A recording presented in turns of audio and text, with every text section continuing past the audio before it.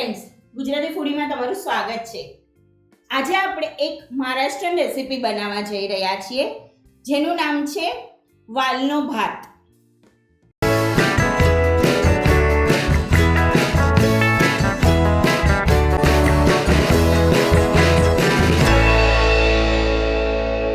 એના માટે આપણે સૌથી પહેલા અહીંયા આ વાલા વાલ લેવાના છે। વાલમાં ઘણા જ પ્રકાર આવતા હોય છે, પણ અત્યારે આપણે આ સફેદ વાલ લીધા છે અને આ મારા પાસે નાની સાઈઝના હતા એ મેં લીધા છે। એને મેં આખી રાત પલાળી રાખ્યા હતા। પલાળશો ને એટલે એ આટલા મોટા થઈ જશે। પછી એની છાલ કાઢવાની રહેશે। આપણે એની છાલ કેવી રીતે કાઢવાની એ હું તમને બતાવું। હાથમાં લેવાનું અને આમ કરી લેવાનું એટલે એની છાલ નીકળી જાય। હાથમાં લેવાના અને હાથેથી ખાલી થોડું પ્રેસ કરશું ને એટલે એની ઉપરની આ છાલ નીકળી જશે। અહીંયા મેં જેટલા મને એક વાટકી વાલ જોઈતા હતા એની છાલ કાઢી અને તૈયાર રાખ્યા છે। હવે આપણે એમાંથી ભાત બનાવી લઈએ। હવે આપણે ભાતને વઘારી લઈએ। અહીંયા આપણે 2 મોટી ચમચી તેલ લઈએ છે। તેલ ગરમ થાય એટલે એમાં અડધી ચમચી હિંગ એડ કરીએ છે, કારણ કે વાલ પચવામાં થોડા હેવી હોય છે એટલે હિંગનો ઉપયોગ કરવો ખૂબ જ જરૂરી છે અને સાથે સાથે આદું વાપરવું પણ ખૂબ જ જરૂરી છે।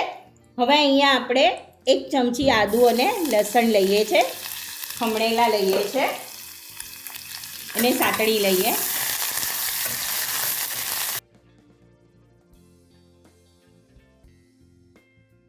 હવે આપણે એમાં એક લાંબો સમારેલો કાંદો એડ કરીએ છે।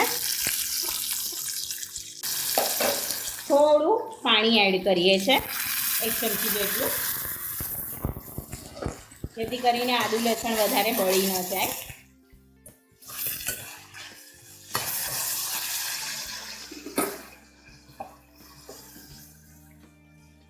હવે આપણે એમાં મસાલા કરી લઈએ।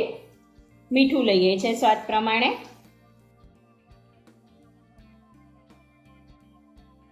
હળદર લઈએ છે અડધી ચમચી, 1 ચમચી કાશ્મીરી લાલ મરચું લઈએ છે, 1 ચમચી ધાણા જીરું લઈએ છે, અડધી ચમચી ગરમ મસાલો લઈએ છે, મિક્સ કરી લઈએ।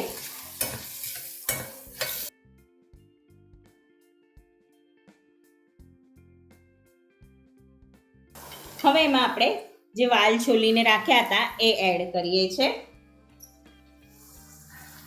આને ઘણા વાલની ખીચડી પણ કહેતા હોય છે।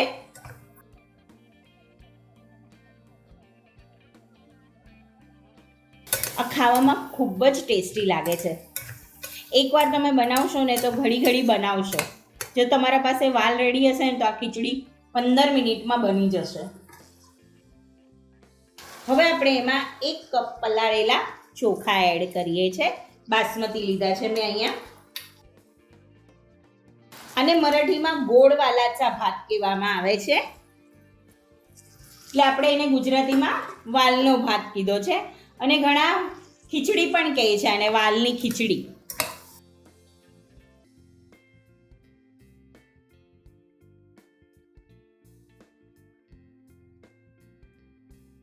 બહુ જ મજા આવે છે આ ભાત ખાવાની।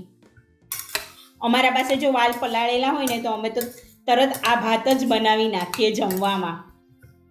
બને ત્યાં સુધી આ રાતના નહીં ખાવાનો, કારણ કે વાલ પચવામાં મેં પહેલાં જ કીધું કે ભારી હોય છે, એટલે બને ત્યાં સુધી આને દિવસે જ ખાવાનું। હવે આપણે એમાં 1 ગ્લાસ પાણી એડ કરીએ છે।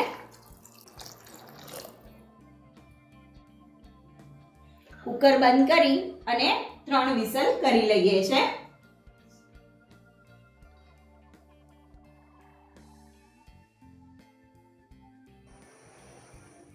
ત્રણ સીટી થઈ ગઈ છે। હવે આપણે કુકરને ચેક કરી લઈએ।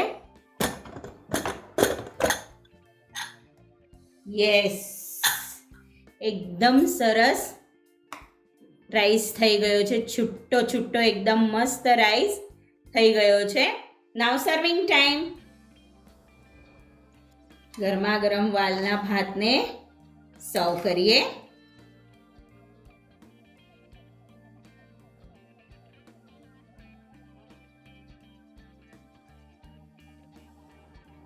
ઉપરથી કોથમીર એડ કરીએ છે. તો તૈયાર છે ગોળ વાલનો ભાત અથવા તો વાલનો ભાત. મળીએ નવી રેસીપી સાથે. ત્યાં સુધી સ્વસ્થ રહો, મસ્ત રહો અને ખાતા રહો. અને હા, લાઈક, શેર અને સબસ્ક્રાઇબ કરતા રહેજો. Thank you so much. Like કરો, શેર કરો, સબસ્ક્રાઇબ કરો.